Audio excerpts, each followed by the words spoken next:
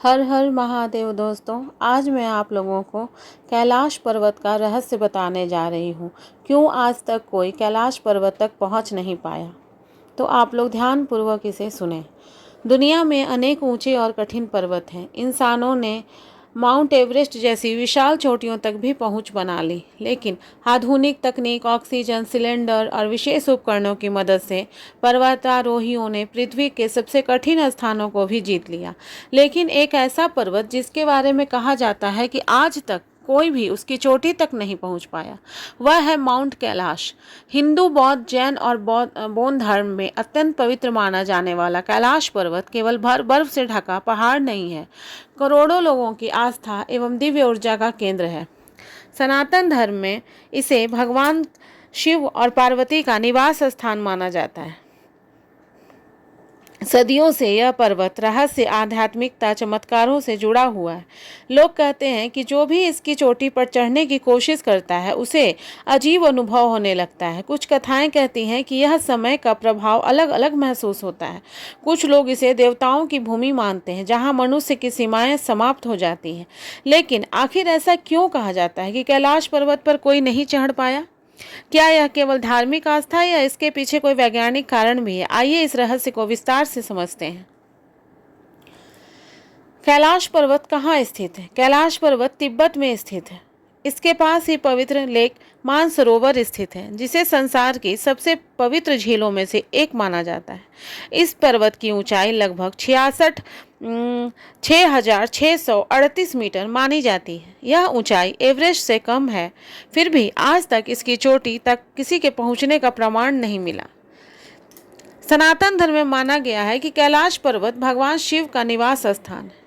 कहा जाता है कि शिव जी यहाँ समाधि में लीन रहते हैं। माता पार्वती उनके साथ निवास करती हैं और यहाँ से दिव्य ऊर्जा पूरे संसार में फैलती है। पुराणों में कैलाश को स्वर्ग और पृथ्वी के बीच का केंद्र बताया गया है।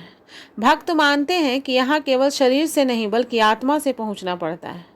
कैलाश पर्वत की आकृति बहुत अलग दिखाई देती है। कई लोग कहते हैं कि यह एक विशाल पिरामिड जैसा लगता है। इसकी 4 दिशाओं में लगभग समान आकार दिखाई देता है। कुछ लोगों ने दावा किया कि इसकी बनावट मानव निर्मित पिरामिड जैसी प्रतीत होती है। हालांकि इसका कोई वैज्ञानिक प्रमाण नहीं है, फिर भी इसकी अनोखी संरचना लोगों को आश्चर्यचकित करती है। इतिहास में कुछ पर्वतारोहियों ने कैलाश पर चढ़ने का प्रयास किया, लेकिन कई कारणों से अभियान पूरे नहीं हो सके। कुछ कारण अत्यंत खराब मौसम, फिसलन भरी चट्टानें, धार्मिक प्रतिबंध और कठिन प्राकृतिक परिस्थितियां।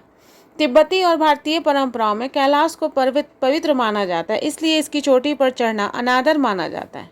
इसी कारण कई सरकारों और धार्मिक समुदायों ने भी पर्वतारोहण को हतोत्साहित किया। लेकिन इसका ये कहना पूरी तरह सही नहीं होगा कि कोई कोशिश नहीं हुई, लेकिन यह सत्य है कि उसकी सफल चढ़ाई का कोई प्रमाणित रिकॉर्ड नहीं है। कुछ लेखों और चर्चाओं में रूसी वैज्ञानिकों के कथित दावों का उल्लेख मिलता है कि कैलाश के आसपास समय का प्रभाव अलग महसूस होता है। कुछ यात्रियों ने दावा यह भी किया है कि वहां उनके बाल और नाखून तेजी से बढ़ते महसूस हुए हैं। हालांकि इन दावों के ठोस वैज्ञानिक प्रमाण उपलब्ध नहीं है, लेकिन ऐसी कहानियां कैलाश के रहस्य को बढ़ा देती हैं। कहा जाता है कि एशिया की 4 प्रमुख नदियों का संबंध केवल क्षेत्र से है, कैलाश क्षेत्र से है। सिंधु, सतलज, ब्रह्मपुत्र और कर्णाली। इसी कारण इसे जीवन और ऊर्जा का केंद्र माना जाता है। प्राचीन ऋषियों का मानना था कि कैलाश केवल एक पर्वत नहीं बल्कि पृथ्वी की आध्यात्मिक धुरी है। बुद्धिज्म में भी कैलाश पर्वत का अत्यंत महत्व है। बौद्ध मान्यताओं के अनुसार यह स्थान दिव्य शक्ति का केंद्र है और यहाँ ध्यान करने से आत्मिक ज्ञान प्राप्त होता है। तिब्बती श्रद्धालु कैलाश की कोरा यानी परिक्रमा करते हैं। लगभग 52 किलोमीटर की यह यात्रा अत्यंत कठिन मानी जाती है। जैनिज्म में माना जाता है कि प्रथम तीर्थकर ऋषभनाथा ने इसी क्षेत्र में मोक्ष प्राप्त किया था, इसलिए जैन श्रद्धालुओं के लिए भी यह पर्वत अत्यंत पवित्र है। कैलाश की परिक्रमा का कहा जाता है कि कैलाश की एक परिक्रमा करने से कई जन्मों के पाप नष्ट होते हैं। कुछ भक्त दंडवत प्रणाम करते हुए पूरी परिक्रमा लगाते हैं। यह यात्रा बहुत कठिन होती है। ऊंचाई, ऑक्सीजन की कमी, ठंड और कठिन रास्ते यात्रियों की परीक्षा लेते हैं। फिर भी लाखों लोग केवल श्रद्धा के कारण यहाँ यात्रा करते हैं। धार्मिक मान्यताओं में कहा जाता है कि कैलाश पर दिव्य शक्तियाँ निवास करती हैं। कुछ लोग इसे देवताओं और ऋषियों की भी भूमि मानते हैं। हालांकि वैज्ञानिक दृष्टि से इन बातों को सिद्ध नहीं किया जा सकता। ये आस्था और आध्यात्मिक विश्वास का विषय है।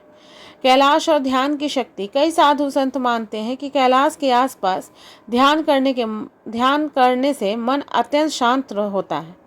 ऊंचे हिमालय, शुद्ध वातावरण और गहरी शांति के कारण यहाँ का अनुभव अलग महसूस होता है। इसलिए सदियों से योगी और साधक हिमालय को तपस्या का स्थान मानते आए हैं।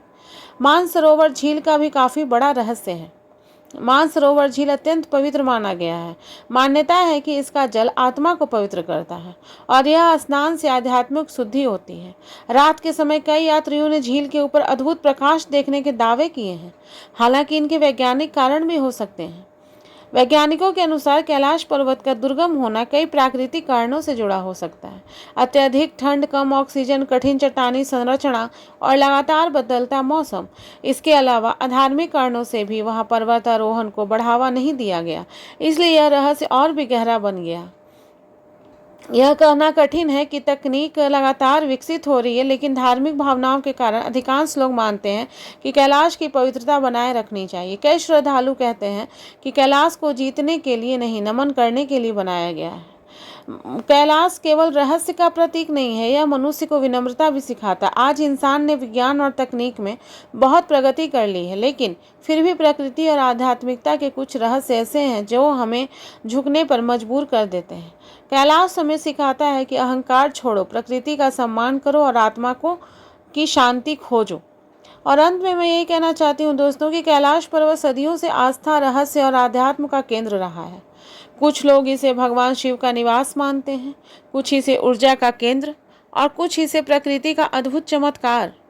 सच्चाई चाहे जो भी हो, इतना तो निश्चित है कि कैलाश करोड़ों लोगों की श्रद्धा का प्रतीक है। इसकी सुंदरता और रहस्य अद्भुत है और इसकी पवित्रता लोगों के मन में गहरी आस्था जगाती है। शायद इसी कारण लोग कहते हैं कि कैलाश पर विजय नहीं पाई जाती, केवल श्रद्धा से नमन किया जाता है। तो दोस्तों, अगर ये कथा आपको अच्छी लगी हो तो मेरे वीडियो को लाइक करें, शेयर करें, कमेंट करें और मेरे चैनल को सब्सक्राइब करें। हर हर महादेव दोस्तों।